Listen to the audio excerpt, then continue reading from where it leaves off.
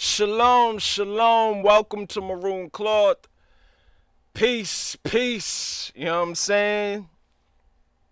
I'm an Israelite. Don't call me black no more. Call me black or more. You know what I'm saying?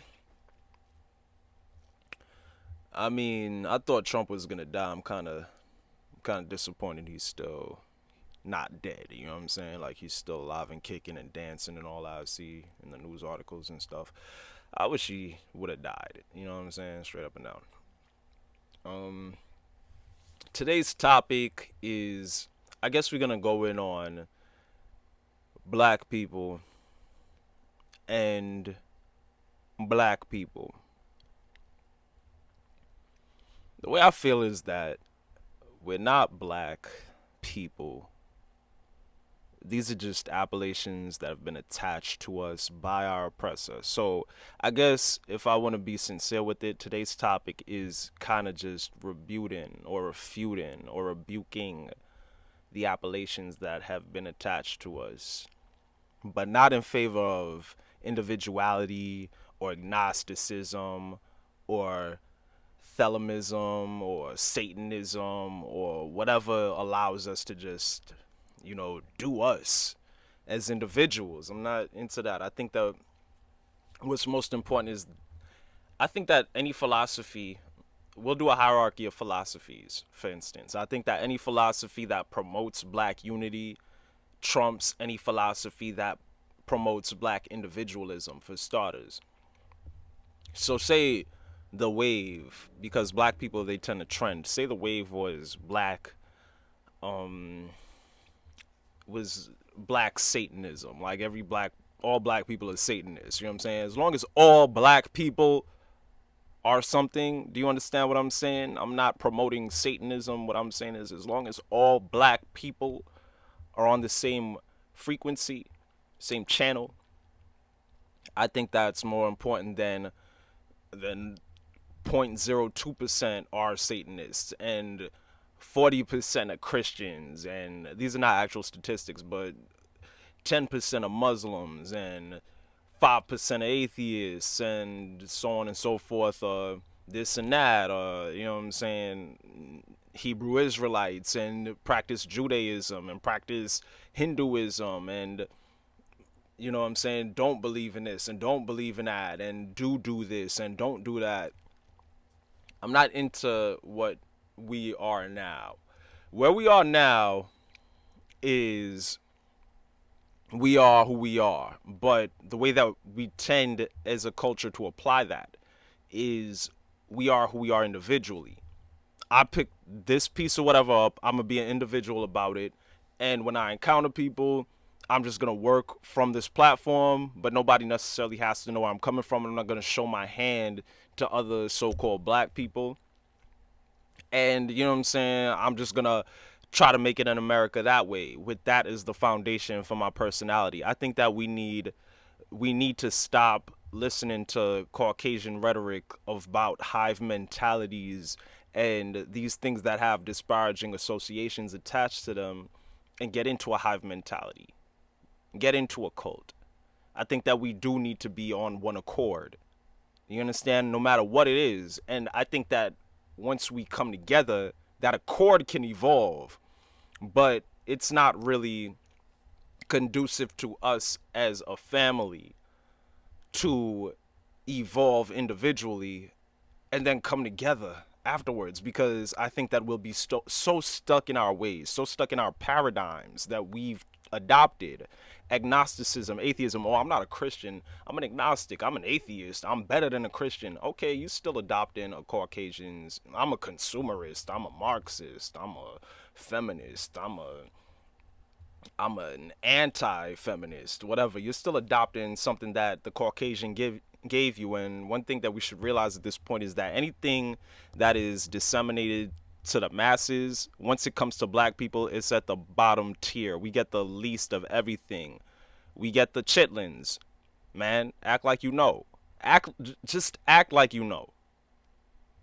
So this is what I'm using my time, my breath at this particular moment to speak on. You know what I'm saying? I don't know how many people are going to view this. I don't have a lot of viewers as it stands, but I know that a lot more will come. So I know I'm not doing this in vain at the end of the day. You understand? So I think that we should all be on one accord, preferably not Satanism. I was being extreme with that example, but we need to be on one accord. Personally, I have a lot of feelings about politics and things like that. You know what I'm saying? I don't want to vote. I don't cheer for Obama. This is me speaking, and I could break down why this, why that, but I don't really think it's conducive to try to convert people stuck in their ways. I think that one thing COINTELPRO should have taught us is that, you integrate and then you compromise. If I see something nonsensical that black people are doing, maybe it'd be best if I integrated into that. And if my way of thinking is really superior to theirs, I should be able to compromise them in their inferior way of thinking. Because black people, we have a tendency to operate, all of us, myself included, we have a tendency to operate on inferiority complexes that have been projected on us. Drug dealers, such and such. I've spoken about this in past keys, you know what I'm saying, past episodes. We have a tendency to succumb to inferiority complexes, negative ways of thinking about ourselves in comparison to other cultures, other nations, other nationalities, other ethnicities. And we kind of have to admit to ourselves that we fell for the, you know what I'm saying, we fell for the long con at the end of the day. You know what I'm saying? We have to admit that to ourselves, and so that we can get over it. Once we speak on it, I feel like we can get over it. We've fallen for a lot of things. We've fallen for Christianity, which teaches us that God is white, that Jesus is white. Christianity also teaches us about the Easter Bunny and Santa Claus. Christianity teaches us nothing but lies. Christianity, attached to Christianity, associated with Christianity, ingrained in Christianity is Christmas. Jesus Christ. The letter J was invented in the 1600s. I'm not saying that to refute anybody or undermine anybody's understanding of Jesus, but just look it up. And maybe that'll send you down a rabbit hole that you might need to go down. But why do you call him Jesus if he wasn't called Jesus in his own time? But you can say that about any word. Why do we use the word? Why do we say Joseph? Why do we say John? This is just all in Christianity. And this is where I'm coming from with it. But that's not really important, but it is relevant, if you understand what I'm saying. And today's podcast, it's kind of all over the place because I'm just speaking abstractly because we are an abstract people at this point. We need to concretize, we need to crystallize, we need to form into something that I can address properly. Otherwise, I'm just doing episodes every week for the sake of doing episodes every week. There are plenty of podcasts that do that, and I'm aware of that, which is why my mind is working towards a niche of how can we actually overcome this white supremacist, whatever it might be called, whatever it might be not called, let's address that. But I am speaking very abstractly today. I kind of need you to follow me and feel me. Follow the follow and feel the feel. Because we have to overcome this. And we don't overcome it by just plugging into the same rhetoric every week, plugging into the same operating system. This version of Babylon versus that version of Babylon, at the end of the day, is still Babylon. We have to come out of that. We have to come out of doing business and worrying about, oh, how will I be perceived by white people? And, oh, it's important for this litany of reasons. It's important because they hire us. It's important because they pay us. It's important because they portray us. It's important because such and such. We just have to invest in each other, invest in the operating system of us diasporic people, us original people, us Moors, us Maroons, us whatever you want to call it. I'm talking about us who came off those ships. The chosen ones is who I'm talking about. The way I look at the color black is black etymologically. I always look at the etymon of words because it kind of gives you a clue as to how and why history was distorted, and it gives you a finger pointing in the direction of where your research should go when you are digging into the past. And the word black etymologically, it comes from pale and ash, which more refers to, the complexion problem that Caucasians have more so than black people, even though black people cover the entire gamut of phenotypical expressions, whether skin complexion or the size of this organ or whatever it may be, or even the size or the function of certain organelles. You understand? That's us. We cover the entire gamut. You can have a black person who's white, skinned, not Caucasian. We don't come from there. You understand? And we just have to escape the paradigms that have been applied to us by our oppressors by any means. I don't care if we come together on nonsense.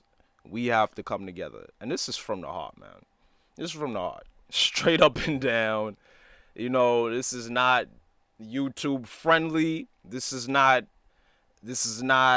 Spotify friendly. It's not for that. This is not why I'm saying what I'm saying. I'm literally one taking it, speaking from the heart right now. We have to stop looking at each other through the eyes that were taught to us, through the vision that was taught to us. We need time to speak to ourselves and to ask ourselves, is this true? If it's not true, is it good enough? If not, then how can I get to what is good enough? How can I get to the truth? Maybe the truth will work. Where is the truth? Seek the truth. Seek the truth and see if it doesn't work out. And when I say the truth, I mean the truth unfiltered. Just seek it. No matter how much it hurts your ego or your feelings, just seek out the truth. If you're interested in bringing us together, because you'll always have Negroes who will be interested in nothing but tearing us apart because they've been so brainwashed or they are so wicked inherently that that's just what they want to do. The world is full of just how there are people who want to do good in the world, there are people who want to do wickedness in the world. We need to find out how to make a distinction between these groups of people. We need to find out how to identify these people and how to keep them out of our business. And the best way to do that, I feel, is to construct a brotherhood and a sisterhood among ourselves as people of the Holocaust, the true Holocaust, the Holocaust that caused a lot more lives than the one that's televised and on History Channel and such like that. You know what I'm saying?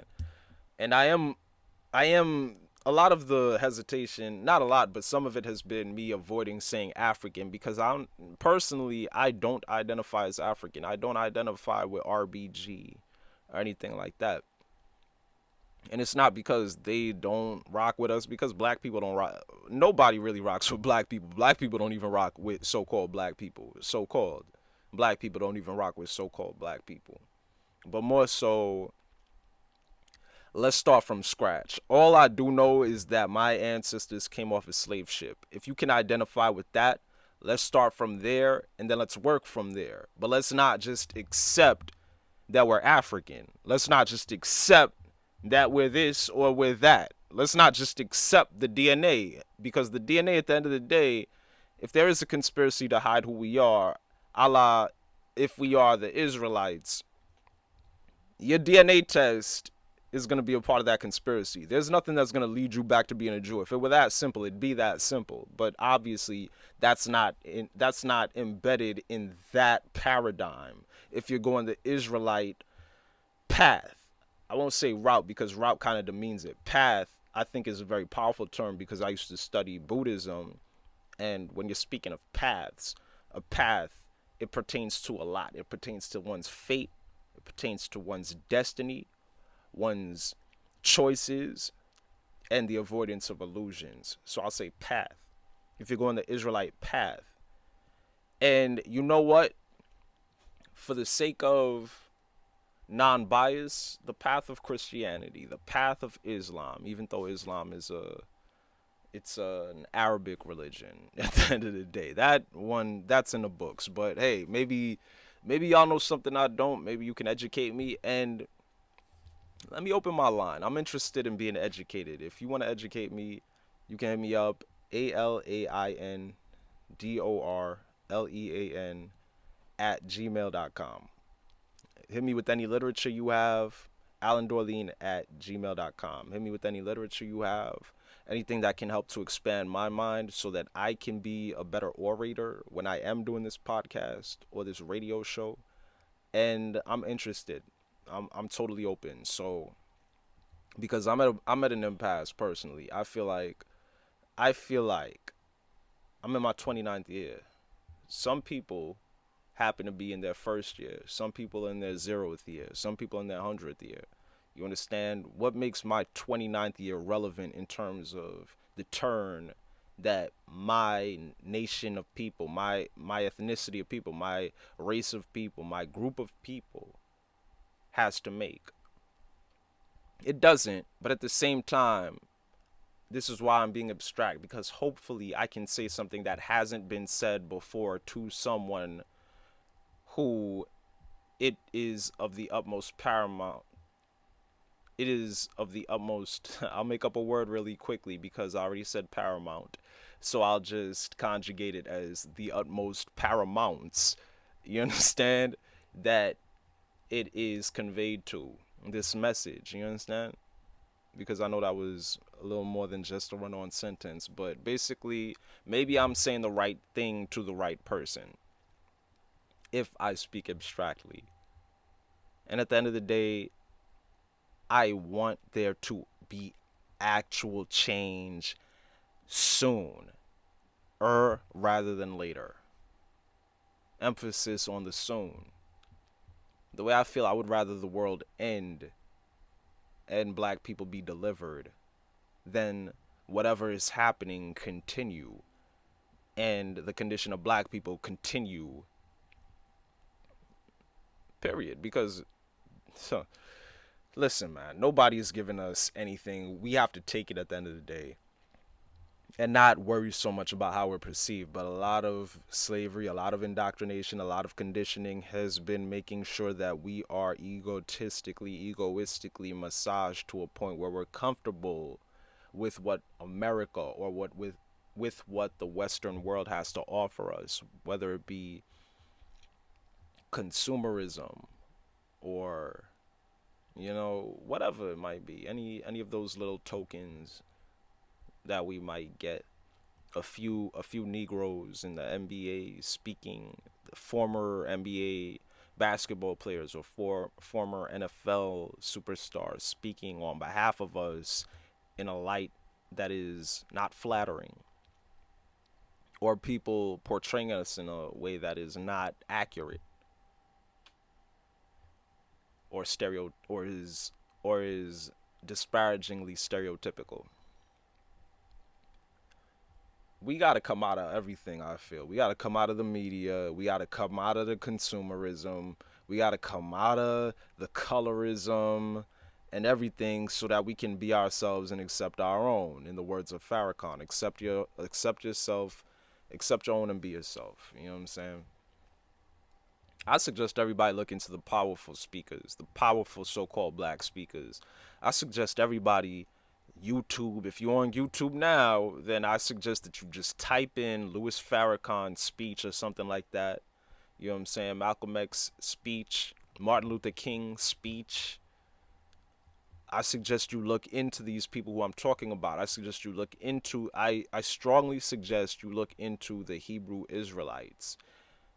And not just them, but also maybe the people who debunk them and so on and so forth. The people who debunk or the people who go against all these ways of thinking too.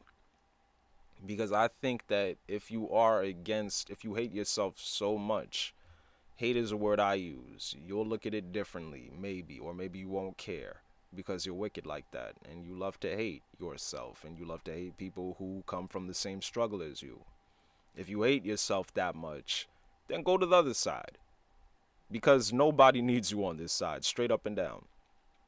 Listen, man, anyway, honestly, from the bottom of my heart, peace to my people. Every time I say peace, that's what I mean. Peace to my people. Everybody else, they can find peace. They can go back home. They can go back to Istanbul. They can go back to Yemen, India. They can go back to I'm just thinking other countries, but they can go back to Nigeria. They can go back home to Ethiopia. They can go back home to England. And I'm not talking about English people who were in the same condition as me, people who were brought to England. But if you were brought somewhere against your own will, then you're my people. Other than that, you know what I'm saying? I consider those people other.